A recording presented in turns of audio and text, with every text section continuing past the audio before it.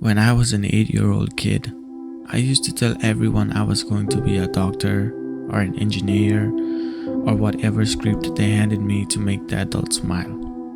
I remember drawing those dreams in bright crayons on blank pages, completely certain of the future.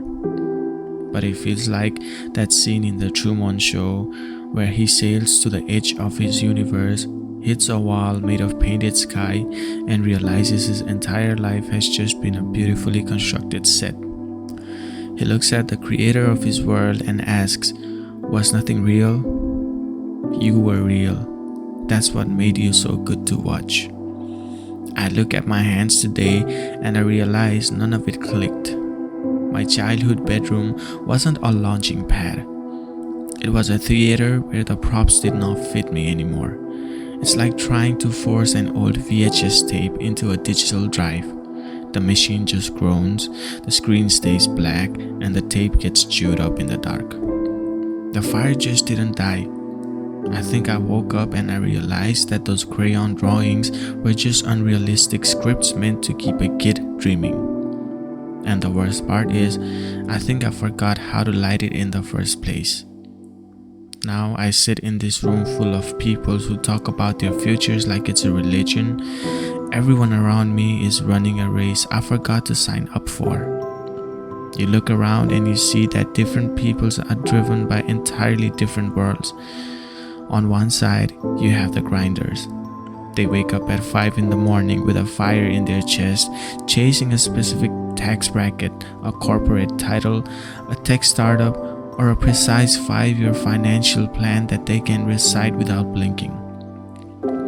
They speak in terms of milestones, trajectories, and numbers, building empires in their heads before they've even paid off their first car. But then you look at the other side and the dreams change shape. But the intensity stays exactly the same. You see people who don't care about the boardroom at all. Instead, they are desperately chasing an ideal of human connection. They talk about finding a soulmate like it's the definition of oxygen. They dream about building a cozy home with a white fence, starting a family, raising kids, or creating a quiet, peaceful life where they are surrounded by people who love them.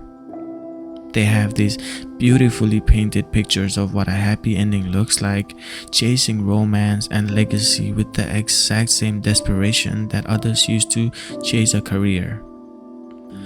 Every person you meet has a specific mountain they are dying to climb.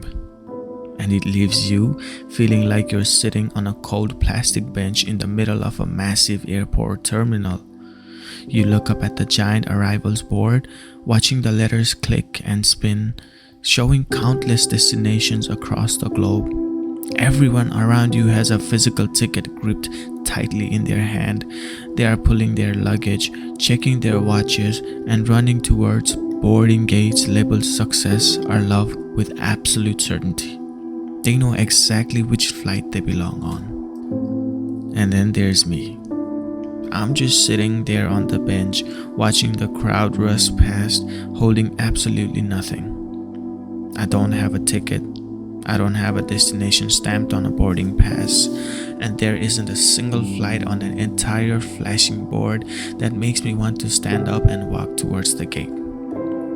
It is an exhausting kind of friction to be surrounded by so much human appetite, whether for love or wealth, when you are entirely full of nothing. You watch their eyes light up when they talk about a passion, a person, or a goal, and you feel an ache in your chest, not because you want what they want, but because you wish you could just remember what it feels like to want something that badly. Instead, you learn how to forge a fake enthusiasm just to survive a casual conversation at a dinner table. You learn the exact nod of the head, the specific pitch of the voice to say, "Wow, that's amazing, I'm so happy for you," while your stomach is tied in a knot. When they turn the spotlight on you and they ask you what you want out of this life, the air leaves the room. You can't just tell them that you don't want anything. You can't tell them that the grand ideas of success, love, money, and legacy feel like languages you don't speak. So you hand them another script, a polite lie you manufactured in the hallway before you walked in, because telling them the truth feels like a confession of guilt. The truth is, my only goal right now is to make it to the end of the week. So you start to look backward. When the room goes quiet and the noise of everyone else's ambition, greed, and desire fades out, you conduct a silent autopsy on your own mind. You try to find the exact timestamp on the ledger where the capacity to dream flatlined. You ask yourself, what killed the fire? Was it the slow, heavy weight of the routine? Was it the realization that the world doesn't actually care about your crayon drawings and that every pure emotion eventually gets processed through a system of metrics, expectations, bills, and reality? You look back at the kid you were at 8 years old, sitting on the carpet with those bright colors, and you feel a strange sense of guilt. You feel like you broke a promise to him. You look at the future you used to imagine, whether it was a high-paying job, a happy lifestyle, or a traditional family. And you try to slip your feet into those old shoes, but they don't fit. They aren't even close. But then a scarier thought creeps into the dark corners of the room. A thought that makes your chest tighten more than any failure ever could. You ask yourself, what if there was never a fire to begin with? What if that early ambition, that capacity to desire a big life, wasn't yours at all? What if you were just an 8-year-old actor playing a part, reciting the lines that made the adults nod their head and tell you how special and smart you are? We give children these massive, unrealistic scripts: accumulate wealth, find a soulmate, change the universe, save the world, because we are too afraid to tell them that life is mostly of quiet, ordinary, neutral days. We train them to look for a grand destination before they even know how to just sit still with themselves. And maybe, just maybe, you didn't lose your way. Maybe you just outgrew the theater.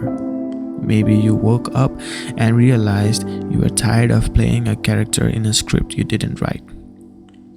But that realization doesn't bring peace. It brings an empty room. It leaves you sitting on the edge of a bed, looking at the blank canvas, realizing that when you strip away the financial expectations of a society, the romantic dreams of your peers, and the childhood templates you were handed, there is nothing left. There is nothing left but a hollow, quiet space underneath. You aren't angry and you aren't crying, you're just entirely vacant. You are a vessel running on empty, staring at a life that doesn't have a single landmark to guide you home. You are completely free from the desires that trap everyone else, and that freedom feels exactly like drowning in a perfectly calm sea. The hardest part isn't the emptiness itself. It's the sheer amount of energy required to conceal it.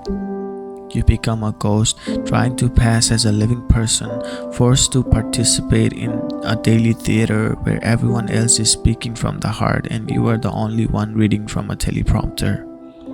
When you are entirely vacant, conversations don't feel like human connections. They feel like border checkpoints. You stand there nervously while people demand you declare a destination you don't possess, forcing you to invent a map you've never seen just to get through the day.